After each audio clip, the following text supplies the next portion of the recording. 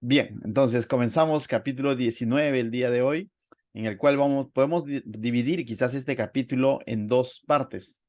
Una primera parte, del verso 1 al 13, donde vamos a ver la ley sobre las ciudades de refugio, y del verso 15 al 21, la ley sobre el testimonio o el falso testimonio, ¿no? O el falso testigo, lo llaman algunos. Entonces, ambas leyes o ambos mandamientos que tienen que ver con las ciudades de refugio o sobre el falso o el falso testigo, tienen mucho que ver con ambos mandamientos, están directamente relacionados con el querer de Dios de salvaguardar la vida. ¿Ya? Entonces, quizás sí hemos escuchado de lo primero, las ciudades de refugio, quizás no los he escuchado, pero hoy es un buen día para poder justamente tratar esos puntos, ¿no? ¿En qué consistían estas ciudades de refugio? Entonces, si tendríamos que ponerle un título a este capítulo, en lo personal yo le he puesto así, ¿no? Salvaguardando la vida, pero salvaguardando la vida del inocente, y eso es lo que Dios ha hecho. A pesar de que quizás en el Antiguo Testamento vemos leyes como, por ejemplo, ¿no? El ser apedreado o el diente por diente o el ojo por ojo, pero en el fondo de todo el asunto siempre vamos a ver a un Dios que está salvaguardando la vida, sobre todo. Bien, entonces, eh, del verso 1 al 3, mira lo que dice: cuando Jehová tu Dios destruya las naciones cuya tierra Jehová tu Dios te da a ti, dice, y tú la heredes. Está hablando a futuro, ¿no? Eso todavía no había ocurrido, ellos todavía no han ingresado a la tierra prometida, pero Dios ya a través de Moisés está dejando instrucciones, y en este caso está ampliando los mandamientos, está dejando instrucciones para cómo es que ellos iban a conducir cuando estén en la tierra prometida, ¿no? Dice, y habites en sus ciudades y en sus casas, dice, te apartarás 3 ciudades de en medio de la tierra de Jehová tu Dios te da para que la poseas. Entonces le dice que tienen que apartar 3 ciudades, ¿ya? Entonces, en Deuteronomio capítulo 4 también vimos, de alguna manera, donde de la misma manera hay una tribu y media que básicamente no llegó a cruzar el río Jordán, solamente van a cruzar los hombres de guerra, y ellos como que se resisten y se acomodan ahí, ¿no? Y ahí se establecieron también 3 ciudades de refugio. Y ahora está haciendo referencia para que cuando ellos crucen al otro lado, levanten 3 o separen 3 ciudades de refugio, ¿no? Y tú dirás, ¿y qué tan importantes son estas ciudades de refugio, no? ¿Qué tanto Dios pone énfasis? Son de mucha importancia porque tienen que ver con salvaguardar la vida. Estas ciudades de refugio, estas 3 ciudades, del cual está mencionando aquí en el verso 2, son mencionados en Éxodo capítulo 21 con Moisés, es mencionado en Números 35, es mencionado en Deuteronomio 4, como te lo dije, en Deuteronomio 19 y en Josué capítulo 20 también van a volver a ser mencionados. Entonces, cuando la Biblia pone un énfasis sobre algo es porque para Dios era importante. Me dejo entender, para Dios era importante y hay mucho que aprender de esto. Entonces, les está ordenando que cuando ellos posean la tierra prometida, separen 3 ciudades. ¿Para qué? Verso 3 dice: arreglarás los caminos, dice, y dividirás en 3 partes la tierra que Jehová tu Dios te dará en heredad. Y será para los que, y acá nos da la razón por el cual les está diciendo, ¿no? Primero, que iban a ser unas ciudades con cierta característica, debían de ser accesibles, porque le dice, arreglarás los caminos y dividirás en 3 partes la tierra que Jehová tu Dios, y textos atrás le dijo que tienen que estar en medio de todas las ciudades, ¿no? Entonces, tenían que ser ciudades fáciles de llegar, tenían que ser ciudades accesibles, donde los caminos, por así decirlo, todos los caminos conduzcan a esa ciudad. Y el para nos dice en la última parte de este verso 3, dice, y será para que todo homicida huya allí. Y de pronto uno, si lee solamente hasta ahí, diría, Dios está diciendo que haga una especie de asilo para los asesinos, algo así, ¿no? Porque dice, para que todo homicida huya allí. Por eso se le conoce como las ciudades de refugio, ¿no? Era para que los asesinos puedan refugiarse en ese lugar. Pero no era cualquier asesino, te adelanto. O sea, no era cualquier asesino. Justamente va a especificar qué tipo de homicida, por así decirlo, que más adelante le va a llamar incluso inocente, Dios, es el que va a tener refugio en esta ciudad. Verso 4 dice, ¿no? Va a detallar un poco más el propósito de esta ciudad de refugio, dice, verso 4. Y este es el caso del homicida que huirá allí. Pues va a dar ciertas características de ese homicida que va a tener refugio en ese lugar. Dice, y vivirá. O sea, la razón por la cual se está creando esta ciudad es para que viva esa persona, ese ser humano, ese israelita que de pronto cometió homicidio, pero para que él pueda salvaguardar su vida. No es solamente, ese era el verdadero propósito de esta ciudad, dice. Dice, y este es el caso del homicida que huirá allí y vivirá. Dice, aquel que hiere a su prójimo sin intención y sin haber tenido enemistad con él anteriormente. Entonces, a esto es lo que se le conocía como homicidio involuntario o sin alevosía, ¿no? O sea, no tenía ninguna intención de matar a la otra persona, pero había un muerto. Esa era la realidad. Había un muerto, pero no había ninguna intención en esta persona de matar. Entonces, a esto se le conoce como un homicidio involuntario y también podemos ver a la luz de los otros pasajes que tocan sobre este tema, o podría ser un homicidio accidental o un homicidio en defensa propia también. Si de pronto el ladrón entrara de noche y estuviera armado, eso lo he especificado en los otros pasajes que les he citado al principio, ¿no? Entonces, había una razón por la cual de defensa personal en el que también finalmente podría terminar quitando la vida a alguien. Entonces, Dios de alguna manera está proveyendo este lugar para aquella persona que cometió homicidio, pero involuntario o en defensa propia, ¿no?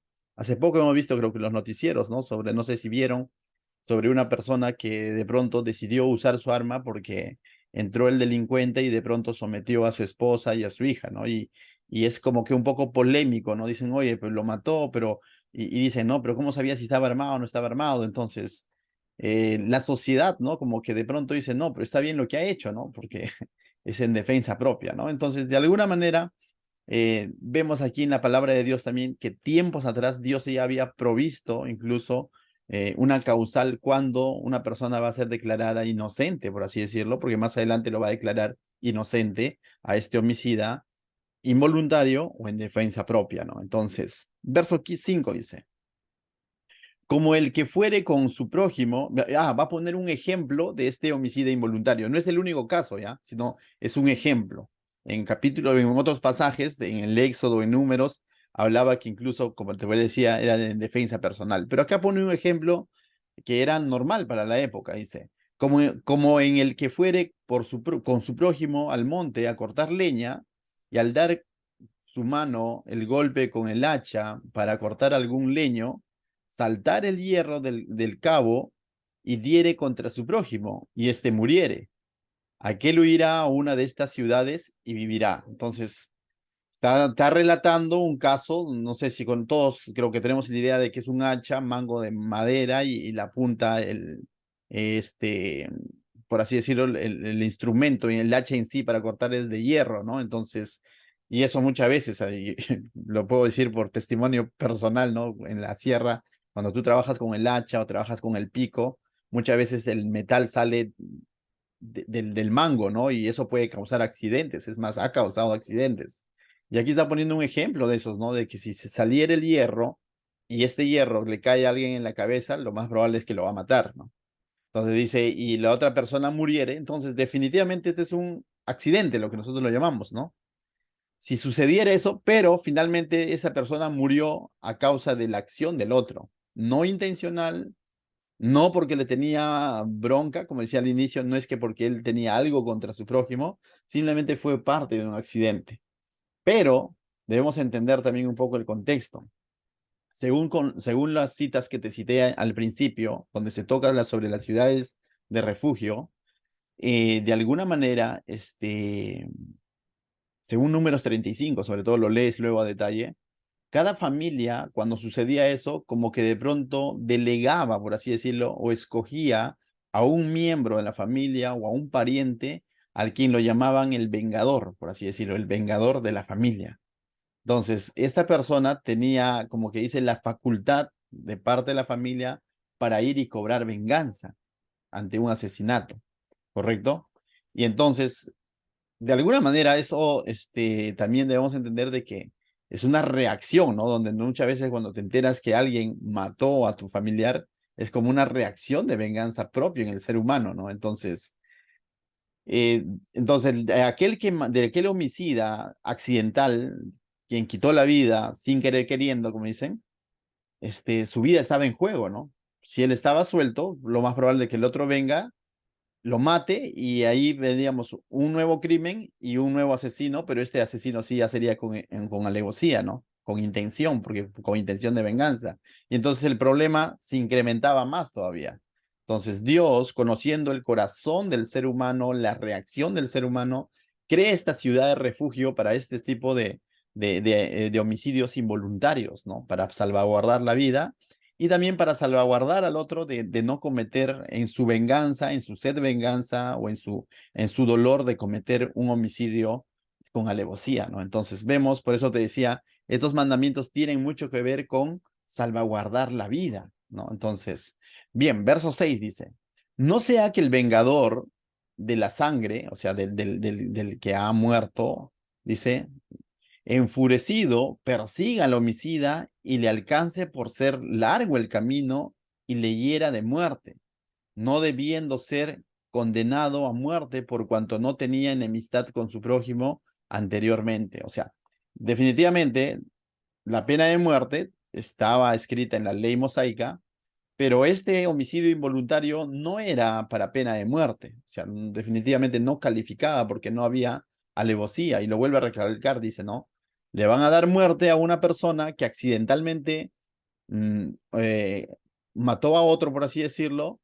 Y acá dice, no debiendo ser condenado a pena de muerte por cuanto no tenía enemistad con su prójimo, no tenía una intención mala en su corazón, ningún propósito de matar a la otra persona. Entonces, para evitar eso y prevenir eso, se crearon las ciudades de refugio, ¿no? Entonces, ¿qué sucedía entonces? Entonces, por lo tanto, este hombre podía huir a una ciudad de refugio.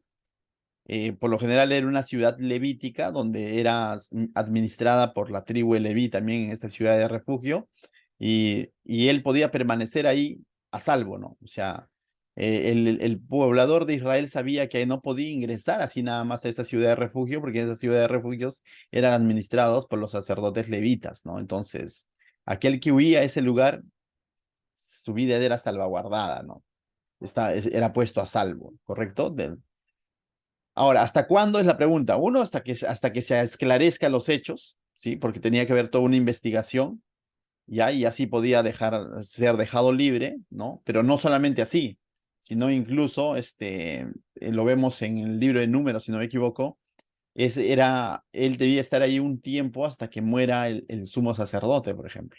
A cambio del sumo sacerdote, morir el sumo sacerdote es como que era la fecha en la que él podía ahora salir libre y ser declarado, por así decirlo, inocente. Aunque era inocente, pero era declarado inocente de las consecuencias que podía traer, ¿no? Entonces, bien, ahora si el vengador lo mataba, ya no había ninguna razón, habiéndose comprobado la inocencia de esta persona, el otro lo mataba, simplemente se convertía en un asesino y ya, bueno, se le juzgaba al vengador, ¿no? Entonces, verso 7 dice, por tanto, yo te mando diciendo, separarás tres ciudades. Y te das cuenta que no es una sugerencia de parte de Dios a través de Moisés, sino es un mandamiento. El pueblo tenía la responsabilidad de que cuando ellos estén en la tierra prometida, sí o sí, prever de este lugar. En otras palabras, en últimas instancias, el pueblo tenía la responsabilidad de proteger al inocente porque Dios lo está considerando así. Lo está considerando así. Dios está considerando que esa persona no debía ser condenado a muerte por cuanto no tenía, dice, una intención o una enemistad con el prójimo a quien le dio muerte, ¿no? Entonces, esto era un mandato de parte de Dios para su pueblo. No era opcional, no es que si tú quieres, si tú prefieres, sino era un mandato, ¿no? Entonces acá vemos un primer mandato de cómo salvaguardar la vida, ¿no? Sobre todo salvaguardar la vida del inocente. Amén. Entonces, eso es lo primero que vemos aquí, un principio, ¿no? Salvaguardando la vida del inocente. Dios tiene esa intención y el pueblo tenía que continuar con esa intención de salvaguardar la vida del inocente. Verso 8 al 10 va a hablar dice, y si Jehová tu Dios ensanchare tu territorio, es decir, si de pronto ellos cogen más terreno todavía, ¿no? O sea, crece el pueblo, por así decirlo, si Jehová tu Dios ensanchare tu territorio, como lo juró a tus padres y te diere toda la tierra que prometió dar a tus padres, dice, voy a hacer un paréntesis ahí, nos vamos a saltear a la última parte del 9, dice, entonces añadirás 3 ciudades más a estas 3. Entonces, ¿serían ahora cuántas ciudades? 6 ciudades. Entonces, ves salteado un poco, tú dices, ¿por qué? Luego te lo explico.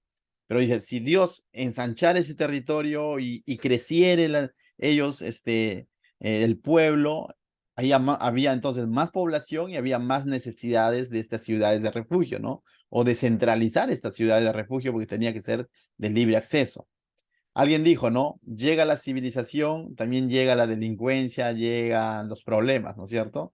Eso ha ocurrido en nuestro Pachacute, que antes tú dejabas algo afuera, no pasaba nada, ¿no? Ahora dejas algo afuera, ya no amanece, ¿me entiendes? O sea, yo años atrás dejaba el carrito afuera, no pasaba nada, ¿no?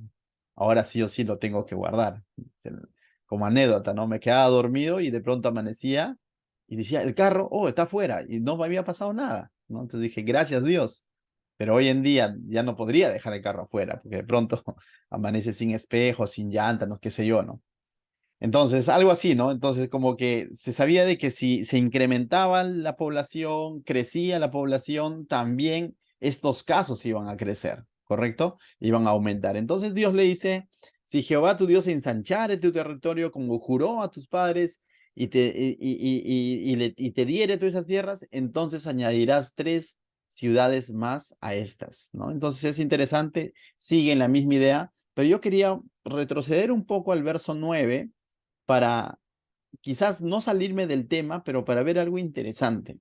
Siempre tú vas a encontrar esta frase del verso 9 cada vez que Dios está exhortando a su pueblo en cuanto a la promesa en la tierra prometida. Dice, siempre y cuando va a ensanchar esa tierra, siempre y cuando, ¿qué dice?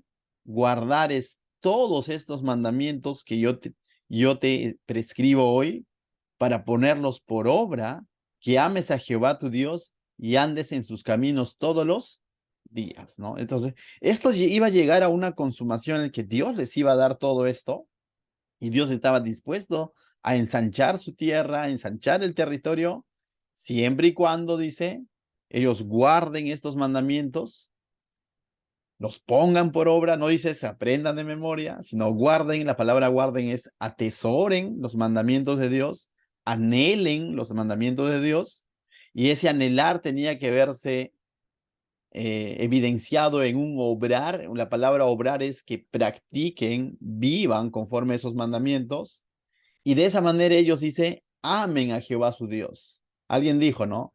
La obediencia es la muestra de nuestro amor a Dios. No tanto el cantarle bonito, no tanto el llevar un polo cool donde diga Cristo te amo, ¿no? O Cristo me ama, sino una muestra de nuestra obediencia a Dios es la obediencia, ¿no? Entonces, ellos podían decir que anhelaban mucho los mandamientos de Dios y que conocían mucho los mandamientos de Dios, pero si no lo ponían por obra, entonces no necesariamente están amando a Dios. Y esto es, Jesús lo resumió en el Nuevo Testamento, ¿no? El que me ama, ¿qué dice? Guarda, ¿no? Atesora mi palabra, ¿no? Entonces dice, y andes en todos sus caminos todos los días, ¿no? Y dice, y esto no podía ser algo eventual.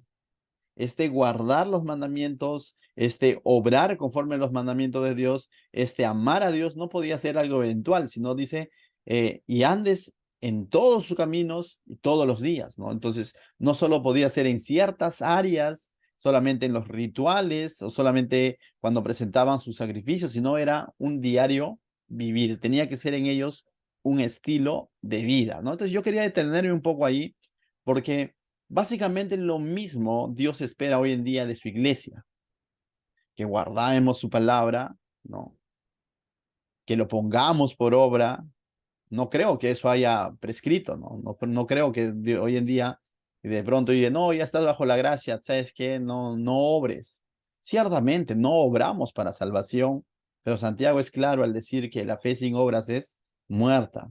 Mismo Pablo en Efesios 2, 8, 9 y en el 10 dice que somos hechura suya, es decir, poima de Cristo, hechura suya en Cristo Jesús, Señor nuestro, dice, para que anduviéramos en buenas obras, ¿no? Las que Él ha creado de antemano. Entonces, somos llamados también a obrar, ya no para salvación, sino porque somos salvos, ¿no? ¿Cuándo? Siempre. O sea, no podemos desligarnos de ese obrar en las cosas del Señor, sino es siempre, ¿no? En todos nuestros caminos, en cada área de nuestra vida, ¿no?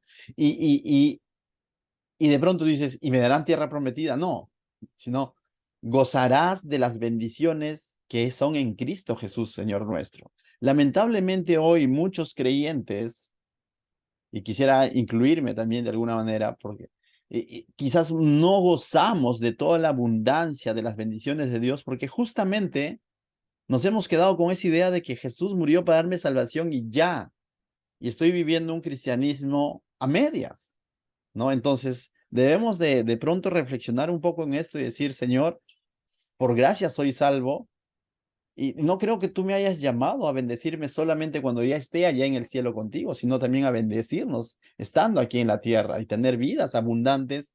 Y ustedes saben a lo que me refiero cuando digo tener vidas abundantes en Cristo. No me estoy refiriendo a que de pronto vamos a tener todas las comodidades, sino a tener una vida íntegra, en paz con Dios, en paz con el prójimo, en paz con nosotros mismos, ¿no? Entonces, pero lamentablemente a veces no se da así y tú dices, pero si ya soy cristiano, si ya creo en Cristo, ¿por qué esto está así? A veces son pruebas, pero a veces son consecuencias de nuestras negligencias, a veces son pruebas, son consecuencias de nuestra dejadez, de no estar atesorando la palabra de Dios, obedeciendo la palabra de Dios y tenerlo en cuenta en todos nuestros caminos, ¿no? Y de pronto no gozamos de las bendiciones de Dios para aquí en la tierra.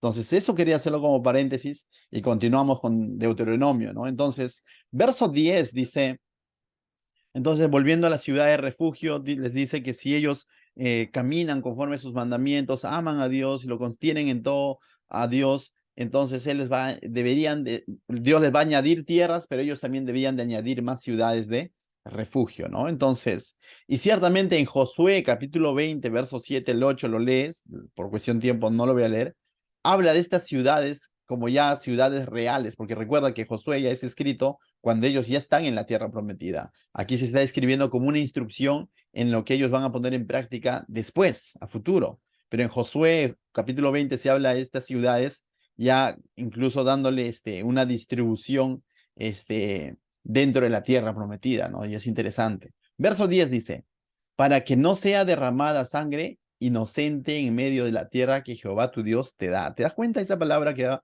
usado Moisés? Para que no sea derramada sangre inocente. ¿Y de quién su vida estaba en peligro? Del homicidio involuntario, ¿no es cierto? De él estaba en peligro su vida y para ellos estaba siendo creado estas ciudades de refugio. Y aquí Moisés dice, para que no sea derramada sangre inocente. Es decir, llama inocente a aquel homicida involuntario, porque no había ninguna voluntad. Él fue parte de un accidente, ¿no? Y es así como Dios lo cataloga a este homicida, ¿no? Dice, en medio de la tierra que Jehová tu Dios te da por heredad, y no seas culpado de derramamiento de sangre. Y es interesante, y aquí vemos la segunda responsabilidad. Hace unos versos atrás vimos la responsabilidad que les da temando, ¿no? Por tanto, temando en el verso 7 le decía que separen tres ciudades. ¿Y qué pasa si el pueblo se olvidaba de este mandamiento y no separaba? Entonces acá dice, para que no seas culpado de derramamiento de sangre.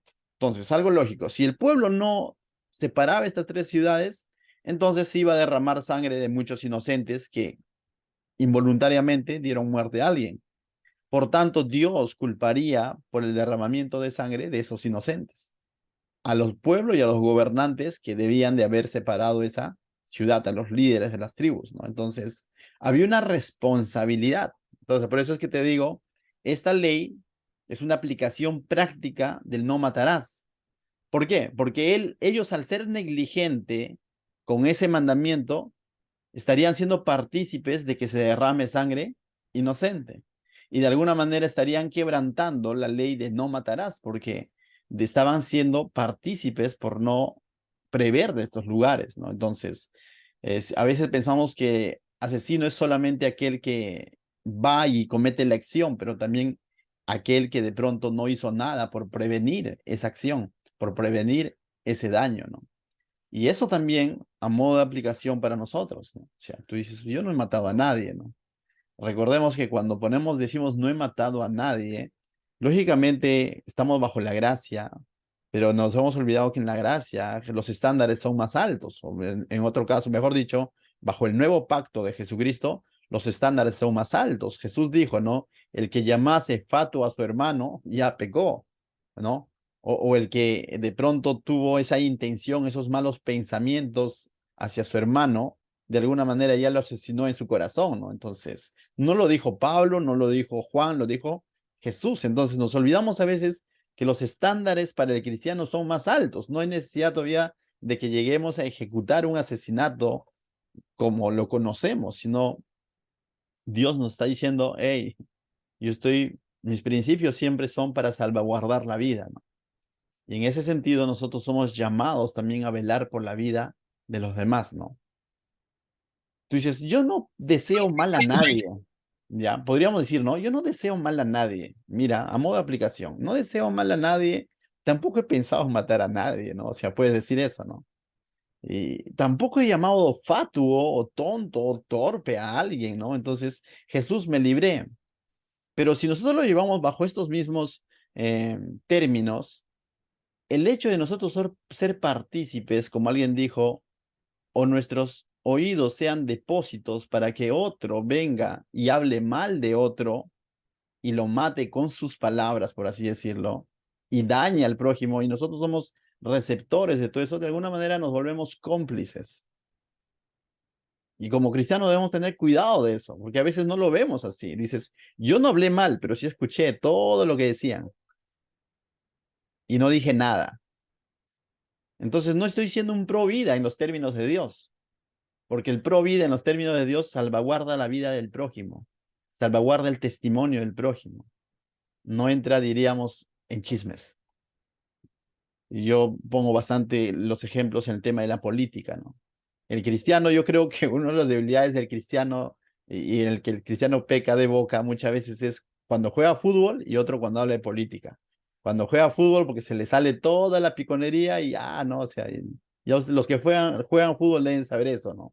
Algunos llegan hasta a dar manotazos, con la boca me refiero, ¿no? Entonces, pero también cuando se habla de política, muchas veces, ¿no? Sale ese corazoncito y comenzamos a decir, no, ese delincuente, y con la boca estamos de pronto dañando el testimonio de otros. Y estamos hablando mal de otros. ¿Y qué dijo Jesús? El que llamase torpe, fatuo a su hermano, ya está pecando, ya lo está matando. Aquel que desea, ¿no? O sea, en su corazón ya lo pensó, ya de pronto está pecando, ¿no? Entonces, nos olvidamos que los estándares del Señor son más altos. Entonces, como cristianos, más bien por lo contrario, nosotros somos llamados, uno, a hacer esos refugios, ¿no? Hacer esos refugios en el sentido de que saber direccionar bien las emociones de alguien, por ejemplo. Alguien puede venir todo enojado por una injusticia que se le cometió. ¿Cómo tú direccionas y das refugio a esa persona para que esa persona no cometa de pronto, o por así decirlo, daño verbal o de pensamiento en contra de su prójimo? ¿No? Entonces, ahí somos llamados a actuar con sabiduría. Amén. Entonces, recuerda, dice, el mandamiento decía, no matarás. Tú dices, la gran mayoría hoy en día, tú evangelizas y dices, yo no he matado a nadie. Pero nosotros sabemos que el hecho de hablar mal de alguien, de llamar fatuo a nuestro hermano, de haber pensado, ya nos hace pecadores. No lo dice Pastor Anderson, lo dice el Señor Jesús en los evangelios. Amén. Entonces, vayamos al verso 11 al 13. ¿Qué pasaba? Aquí va a presentar un caso donde alguien que sí mató con alevosía, mató con intención, se metía en la ciudad de refugio. ¿Podía darse ese caso? Sí, ¿no? Porque mató con intención y como sabía que ahí hay un refugio, ¡fum!, se iba, ¿no? Entonces, los sacerdotes que administraban esta ciudad de refugio, ¿qué debían de hacer? Primero hemos dicho que tiene que salvaguardar la vida del inocente, de aquel que mató sin intención. Pero ¿qué harían con el que sí mató con intención? Porque también hay una responsabilidad con ellos. Verso 11. Pero si hubiera alguno que aborreciera a su prójimo, entonces ya te das cuenta, este alguno que aborrecía a su prójimo ya tenía una motivación, ¿no? Aborrece a su prójimo. Y lo echare, no, y lo acechare, esto de acechar habla de planear o tender trampa, ¿no? O sea, o esperar para atrapar o para cazar, ¿no? Y levantare contra él y lo hiriere de muerte. Y se levantare contra él y lo hiriere de muerte. Es decir, llega a ejecutar, llega a consumar su motivación. Porque ¿cuál era su motivación? Aborrecía a su prójimo. Su maquinación lo ha acechado y se ha levantado contra él, ha ejecutado lo que él ha pensado. Entonces acá, esto no es accidental, definitivamente. Esto es premeditado, ¿no? Esto es con alevosía. Dice, si huyere alguna de estas ciudades, entonces esta persona sí podríamos calificarlo como un homicida no accidental, sino con alevosía. Pero finalmente termina huyendo a esta ciudad. ¿Qué hacer con él? Dice. Entonces, pregunto, ¿este hombre era culpable? Sí, era culpable. El otro, inocente, ¿no? Este sí es culpable. Verso 12. Entonces los ancianos de la ciudad enviarán y lo sacarán de allí. Es interesante. Se iba a ser sacado de la ciudad y lo entregarán en mano del vengador, es decir, del familiar, ¿no? De la sangre para que muera. Entonces, no le iban a permitir estar en esa ciudad, ¿no? Ahora, si nosotros nos vamos a Números 35, hay todo un procedimiento para justamente sacarlo de la ciudad. No es que no entra, no entra, tú te las arreglas, no, porque esa persona tenía derecho a la defensa, tenía que haber toda una investigación según Números 35. No es que de pronto solamente, porque si no, ¿cómo determinar tan pronto si tenía culpa o no tenía culpa? Porque recuerda que la persona llegaba ahí como fugitivo, ¿no? Llegaba a refugiarse. Entonces tenía que haber toda una serie de juicios, por así decirlo, para determinar si fue intencionado o no fue intencionado. Pero una vez comprobado que era intencionado, ¿qué tenían que hacer los ancianos?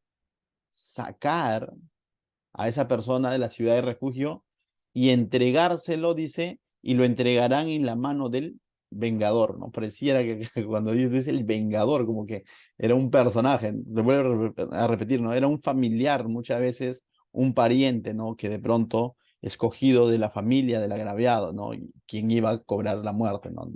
Dice de la sangre para que muera, ¿no? Entonces, bien, verso 13 dice, no le compadecerás y quitarás de Israel la sangre inocente y te irá bien. Es interesante, dice, ¿no? No le compadecerás. Entonces le está diciendo que no tengan compasión de esa persona. Entonces, Dios es un Dios justo, ¿no? Recuerda, Dios es un Dios justo y sus leyes han sido para preservar la vida. Aunque si nosotros leyéramos esto fuera de contexto, podríamos decir, pero ¿por qué no le perdonan? No le dan una nueva oportunidad y tantas cosas, ¿no? Pero Dios es un Dios justo. Entonces, no podemos poner esto en tela de juicio. Por eso es importante estudiar el pasaje en el contexto. Hemos visto que sí había una causal para preservar la vida de la persona que de pronto había cometido asesinato. Pero en este caso, había sido un asesinato con alevosía. Y cuando termina diciendo el verso 13, y quitarás de Israel la sangre inocente y te irá bien, está hablando de que así se evitará más matanzas. Me dejo entender que de esta manera, bajo estos mandamientos, lo que Dios está haciendo es, uno, salvaguardar la vida inocente, pero también evitar y dejar precedente que no se puede quitar la vida a alguien por quitar la vida, por un arranque de ira o por una sed de venganza. No se podía quitar la vida del ser humano que había sido creado a imagen y semejanza de Dios. Y de tal manera que había leyes, la ley, por eso dice, esta ley, ¿cómo le llaman? Que era pena de muerte prácticamente, porque esta persona iba a morir a manos del vengador, ¿no? Del familiar, pero Dios lo permitió porque justamente está preservando la vida y el precedente para evitar de que simplemente entren en venganza tras venganza, en venganza tras venganza, ¿no? Sin algo que los limite o los regule, ¿no? Entonces, harta chamba que tenían los sacerdotes de pronto, ¿no? Entonces, de velar esto, ¿no? Entonces, pero, este, no debemos dejar por alto el verso, se me fue.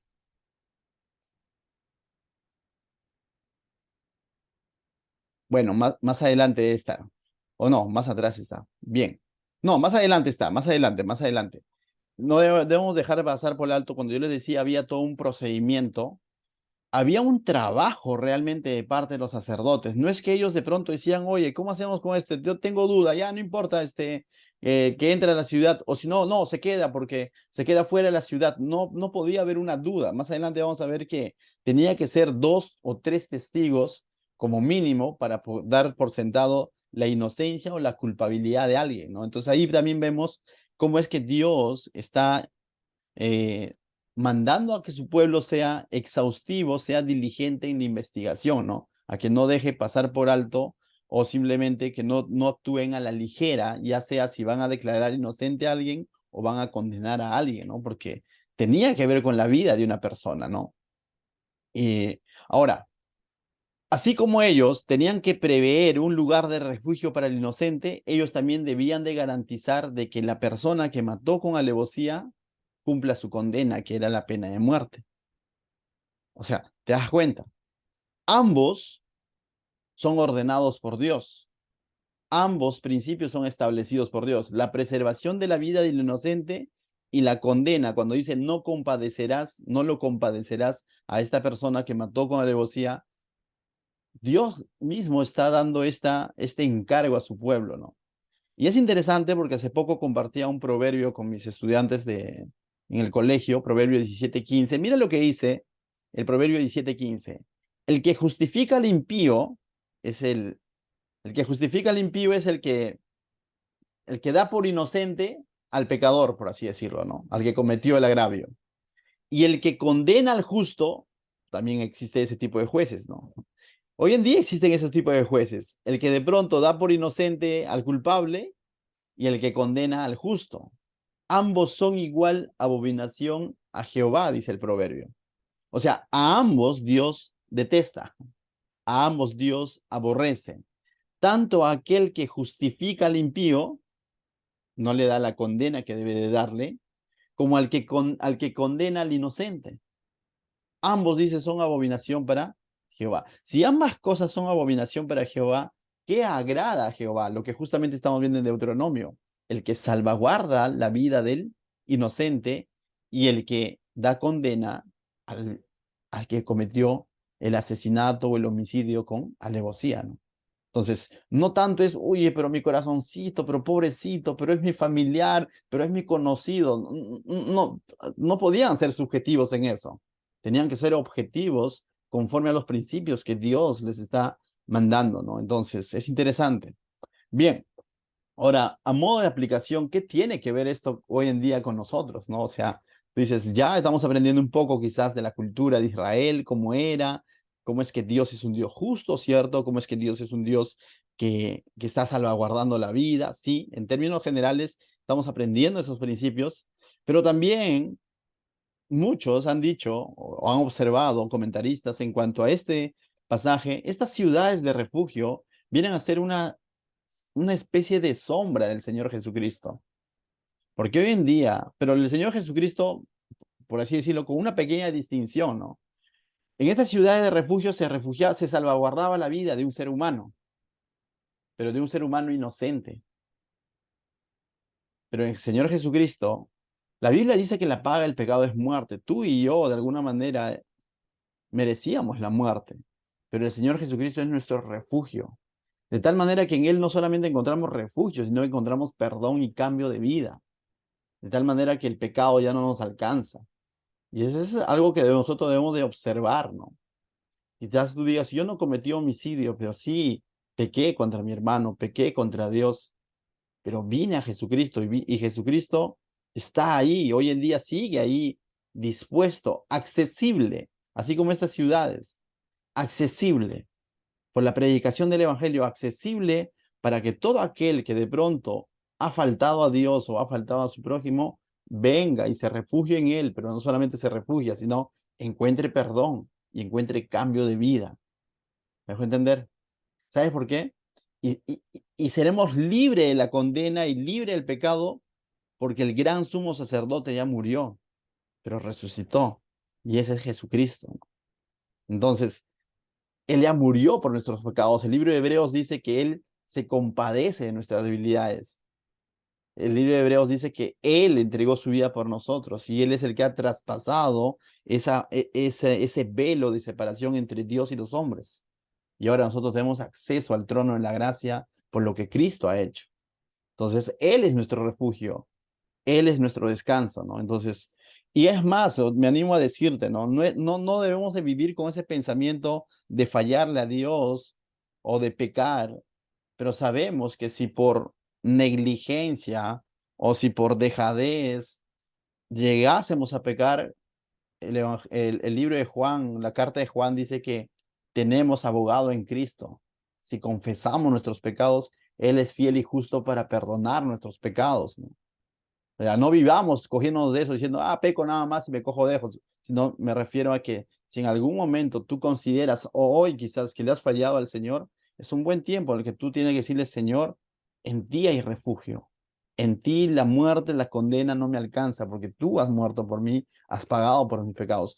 Él es la provisión de ese refugio de parte de Dios para todo aquel pecador, es decir, para todos. Amén. Entonces, es interesante poder ver nosotros eso a la luz del Nuevo Testamento. Jesús es nuestro refugio, nadie más, no hay otro método. Así como en el Antiguo Testamento Dios había provisto de este único método, de esta única vía como refugio para el homicida, Dios ha provisto un solo Salvador, un solo mediador, un solo Jesucristo.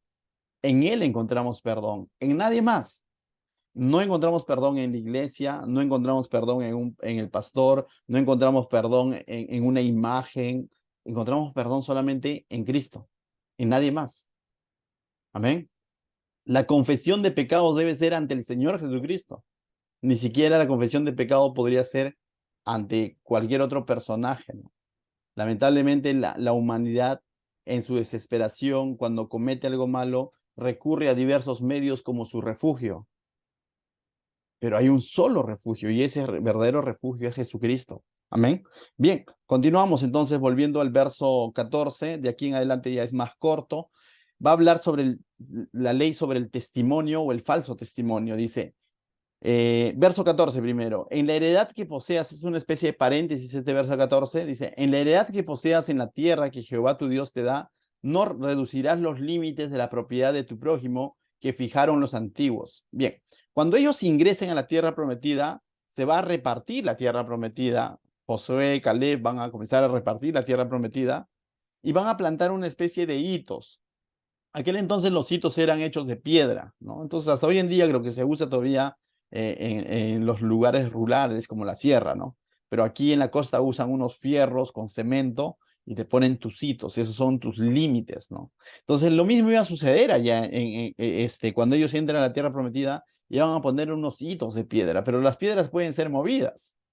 Entonces Dios les está diciendo, no reducirás los límites de propiedad de tu prójimo que fijarán los antiguos. Es tal como se dio el reparto, así se debía de mantener, ¿no? Entonces, no podía estar Pepe el Vivo que de pronto mueve el hito y dice, oye, creció mi terreno, ¿no? Realmente acá sí fluye leche y miel porque creció mi terreno, no puede decir eso, porque para alguien más se le iba a reducir el terreno. Entonces, esto habla de un respeto a la propiedad privada, ¿no? Bien, verso 15, dice, no se tomará en cuenta de un solo testigo contra ninguno en cualquier delito ni en cualquier pecado, dice, en relación con cualquier ofensa cometida. Solo por el testimonio de 2 o 3 testigos se mantendrá la acusación. Entonces, de esto también hemos hablado capítulos anteriores, pero está diciendo que la acusación iba a ser válida solo si habían 2 o 3 testigos que manifiesten o que mantengan esta acusación, ¿no? Entonces, te das cuenta que no podía ser tan a la ligera. Cuando pone 2 o 3 testigos, básicamente está garantizando la veracidad de estos testimonios, ¿no? En la comparación de los testimonios se está garantizando la veracidad, ¿no? Y se está corroborando si realmente era cierto la acusación. Versos 16, cuando se levantare testigo falso contra alguno para testificar contra él, entonces aquí está hablando de un testigo falso, de alguien que está inventándose algo para testificar en contra de su hermano, lógicamente con intención de matar, porque más adelante lo vamos a ver. O sea, no es que solamente está atestiguando algo, sino su intención es que a la otra persona lo condenen. Esa es la intención de un falso testigo, ¿no? En el contexto. Entonces los dos, dice, los dos litigantes se presentarán delante de Jehová y delante de los sacerdotes y de los jueces que hubieren aquellos días. Entonces, cuando dice delante de Jehová, básicamente está hablando de que esto iba a ser público y entendiendo que Dios todo lo ve. Cuando decía que estaban en la presencia de Jehová, es que muchas veces estos juicios se daban en un lugar público, en el lugar donde estaba la presencia de Dios, el tabernáculo. No en el lugar santísimo, definitivamente, pero donde se encontraban sirviendo los sacerdotes, ¿no? Quienes conocían la ley, ¿correcto? Entonces dice, y delante de los sacerdotes y de los jueces que hubieren aquellos días, ¿no? Iba a ser un acto público, básicamente. Verso 18. Y los jueces inquirirán bien. Entonces, aquí quería llegar, ¿no? Entonces, los jueces tenían toda una tarea. Y la tarea era inquirir bien, es decir, investigar a fondo. No podían de pronto declarar inocente a cualquiera, tampoco condenar así tan a la ligera, sino había toda una responsabilidad, ¿no? Y esa responsabilidad era ante Dios, porque se estaba tratando de una vida. Si eso supieran nuestros jueces hoy en día, tendríamos un mundo menos caótico, por así decirlo, ¿no? Pero lamentablemente no es así. Un juicio dura años, ¿no? O sea, años. Están las pruebas, las cámaras, pero dicen, vamos a investigar, pero no investigan nada prácticamente, ¿no? Bueno, es otra historia. Dice, y si aquel testigo resultare falso, de pronto se comprueba de que es un falso, una falsa acusación, y hubiera acusado falsamente a su hermano, entonces investigaron a fondo, comprueban que el testigo es falso, ha atestiguado contra su hermano, entonces haréis a él como él pensó hacer a su hermano. ¿Cuál era la intención de este testigo? De que condenen a su hermano, ¿no es cierto? O sea, cuando dice a su hermano es de que condenen a quien él acusaba. Entonces ahora van a hacer con este testigo lo que él anhelaba que hagan con el otro, ¿no? Entonces, esto también es una ley preventiva. Cualquiera así nada más no se animaría a acusar por acusar. Porque uno podría decir, no, oye, necesito uno para llegar a 3 testigos, a ver quién se anota. No, o sea, aquel que se mete en esto sabe que está haciendo algo ante Dios, ¿no? Y que finalmente la pena podría ser lo que tú estás pretendiendo que se haga con el acusado, te puede caer a ti. Entonces dice, entonces haréis a él como él pensó hacer a su hermano, dice, y quitarás el mal de en medio de ti, dice. ¿Cuál era la finalidad de todo esto? Erradicar el mal, erradicar el mal, ya sea tanto del asesino o tanto de los testigos falsos, que finalmente concluyó en la muerte de alguien. Y lo que Dios está haciendo con estas leyes es erradicar el mal, es decir, de que no haya muerte. Por eso decía, estos principios son unos principios para salvaguardar la vida. Ciudad de refugio, no al falso testigo. Entonces, son leyes para salvaguardar la vida. Entonces, de esa manera dice, quitarás el mal de en medio de ti. Si los jueces actuaban negligentemente, no proporcionaban una ciudad de refugio, estarían permitiendo muerte de inocentes. Si los jueces no condenaban al que realmente mató con alevosía, estarían permitiendo que un asesino esté suelto y que las leyes lo tomen con ligereza y cualquiera siga matando por matar y no valoren la vida. Si los jueces aceptaban un testigo falso por aceptar, estarían incurriendo en la matanza o en la condena de un inocente. ¿Te das cuenta cuando dice quitarás el mal de en medio de ti? Es decir, de esta manera se va a prevenir muertes injustamente. Entonces, estas leyes tienen que ver con salvaguardar la vida del inocente. ¿Y por qué no decirlo del pueblo? Verso 20. Y los que quedarán oirán y temerán. Y ahí vemos la consecuencia de actuar bien. Los que quedaren oirán y temerán. ¿Quiénes son los que quedaren? Es el pueblo en últimas instancias. Y también los familiares, ¿cierto? Pero en últimas instancias es todo el pueblo. ¿Qué es lo que va a suceder? Oirán y temerán. Esto será precedente para que valoren la vida, para que no pretendan dar muerte a alguien por dar muerte, o para no levantar acusación por levantar acusación.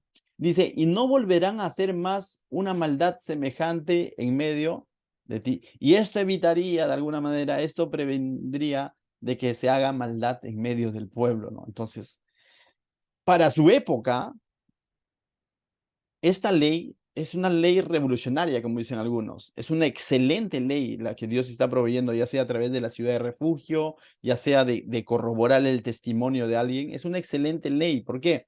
Porque si hacemos un poco de historia, en aquel entonces, los diversos pueblos, las diversas culturas, simplemente daban rienda suelta a la venganza ante la muerte de un familiar, sea accidental o no sea accidental. Eso del vengador, que era un miembro de la familia, era algo cultural en los demás pueblos, donde toda familia tenía su vengador, por así decirlo. Ante una muerte no había una investigación, no había un juicio, simplemente como que te sentías en derecho. Es más, algunos pueblos dicen lo siguiente, dice lo siguiente, ¿no? Si tú mataste, ya sea accidental o intencionalmente a mi hermano, para quedar parches, entonces mata a uno de tus hermanos. Y estamos parches. Una especie era como una especie de entrega o ritual a la muerte, prácticamente, ¿no? Si tú mataste intencional o no intencionalmente a mi hijo, para estar parches, mata a tu hijo. Entonces, básicamente era algo así, ¿no? Entonces, Dios con esta ley, es una ley que en últimas instancias exalta la sabiduría de Dios y exalta el gobierno de Dios sobre su pueblo, porque está presentando causales para salvaguardar la vida del inocente y para cesar la muerte en medio del pueblo, para cesar la venganza, ¿te das cuenta? Y en ese sentido se entiende el verso 1. Les digo el verso 21 con el que vamos a cerrar, porque también se ha mal usado eso. Dice, y no le compadecerás vida por vida, ojo por ojo, diente por diente, mano por mano, pie por pie. Y en el contexto lo que está diciendo que todo tiene que ser proporcional. Esta ley habla, algunos conocen como la ley del talión, que significa diente, básicamente. Y está diciendo que el castigo, la condena tiene que ser proporcional. No se puede pasar por alto algo, pero tampoco se pueden exceder con falsos testimonios. Si esa persona testiguaba en contra de su hermano y su testimonio era falso, a él le iba a suceder lo mismo de lo que él estaba buscando con su falso testimonio. Eso lo ha dicho, ¿no? Entonces ahora dice, no dejes pasar eso por alto, no compadecerás, sino que vida por vida, ojo por ojo, diente por diente, mano por mano, pie por pie. Entonces, este verso no solamente es dicho aquí, también en Levítico, pero es dicho en un sentido de limitar la sed de venganza del ser humano, limitar y de que su justicia que ellos iban a impartir tiene que ser proporcional, pero no podía ser excesivamente, no podían pasarse de eso. Así como existían las leyes de la restitución, tenía que ser lo justo. Entonces, pero el ser humano tomó estos principios como una permisión para la venganza, ¿no? Y cuando se habla de venganza, no sé si tú has escuchado, dicen, a mí me da uno, yo le doy dos, dicen, ¿no? Y está innato en el ser humano, ¿no? O cuando los padres dicen, si te pega, tú también pégale, ¿no? O sea, y de pronto muchas veces se dice así. Sobre algunas mamás, yo he escuchado, ¿no? En los colegios, si te da, tú también dale.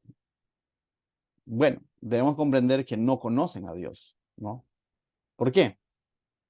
Porque estamos creando en el corazón de nuestros hijos justamente como si fuese normal la venganza, y no es así. Hoy en día nosotros a veces decimos tanto, estamos bajo la gracia, pero no queremos aplicar los principios de la gracia.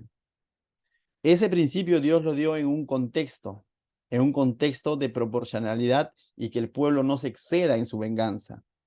Lamentablemente lo han usado como un punto de partida para la venganza. Pero Romanos 12, Pablo enseña algo mucho mejor para el cristiano. Romanos 12, 17 dice, no paguéis a nadie mal por mal. Cristiano, eso es para ti. No es para el judío, es para ti. Es para ti, Luis, es para ti, Keila, es para ti, Julito, es para ti. No paguéis a nadie mal por mal, procurad lo bueno delante de todos los hombres. Si es posible, en cuanto dependa de ustedes, estad en paz con todos los hombres. No os venguéis vosotros mismos, amados míos, sino dejad lugar a la ira de Dios, porque escrito está, mía es la venganza, yo pagaré, dice el Señor. Incluso este pasaje hay que leerlo con mucho cuidado y no con emoción. mía la venganza, dice el Señor, y como que lo hicimos como deseando lo malo al otro, ¿no?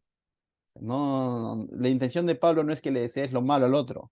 Todo el contexto es de que muy por lo contrario, no pagues mal por mal. En cuanto dependa de ti, está en paz con todos los hombres. No busques venganza.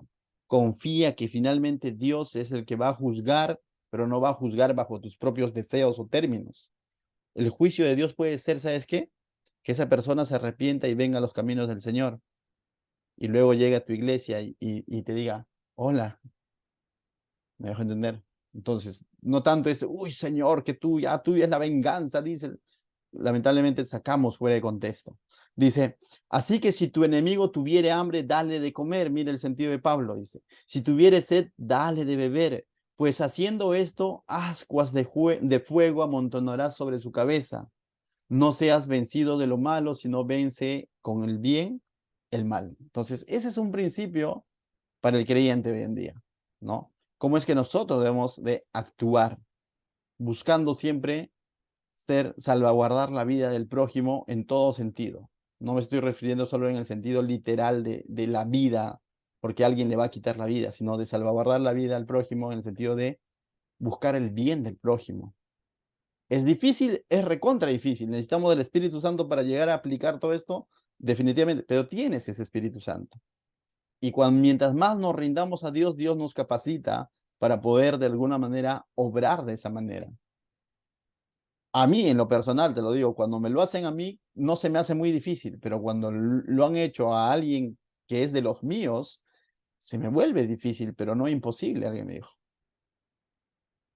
Hace poco escuché un consejo muy sabio de un amigo cuando me dice, a veces tenemos corazón, dices, como papá o como mamá, yo haría esto. Pero antes de ser papá, antes de ser mamá, eres hijo de Dios. Y el hecho de ser papá o ser mamá, no dejas de ser hijo de Dios. Entonces, nuestro actuar no tanto debe ser como papá o como mamá. Nuestro actuar debe ser como hijo de Dios, porque eso no ha dejado de ser. Amén. Entonces, aprendamos a canalizar nuestras emociones. Finalmente, confiemos en que de Dios es la venganza y la venganza de Él puede ser un perdón muchas veces y una reconciliación futura. Esa es la venganza del Señor, no que le mande un rayo, porque a veces esa es nuestra venganza, que se la queremos imponer al Señor para que el Señor mande el rayo. Y no es que Él va a estar a nuestro servicio. Nosotros estamos sometidos bajo la voluntad de Dios. Amén. Entonces, ¿cómo aplicamos todo esto? Protejamos la vida amando al prójimo, mis hermanos. Jesús en Mateo 12, 7, 12 dijo, así que todas las cosas que querráis que los hombres hagan con ustedes, así también haced vosotros con ellos, porque esto es la ley de la ley y los profetas. Esto enseñaron, dice la ley y los profetas, que todo lo que tú quieres que los hombres hagan contigo, haz tú también con ellos. Jesús dijo, ama a tu prójimo como a ti mismo. Amén. Entonces oramos. Amado Dios, te doy gracias esta noche por tu palabra, Señor. Ciertamente, Señor, vivimos en una sociedad con mucha injusticia, con muchas cosas que vemos a diario, Señor, pero prepara nuestros corazones, Señor, para poder en todo momento, en todas circunstancias, Señor, salvaguardar la vida del prójimo, Señor. Obrar con justicia, obrar en obediencia a ti, Señor. Ayúdanos, prepáranos, capacítanos, Señor, para siempre, Señor, salvaguardar al inocente, Señor. Y también, ¿por qué no, Señor? Para ser justos, Señor, en todo lo que de pronto nos toque juzgar a la luz de tu palabra, Señor. En el nombre de Jesús, Señor, gracias te doy por este estudio. Amén.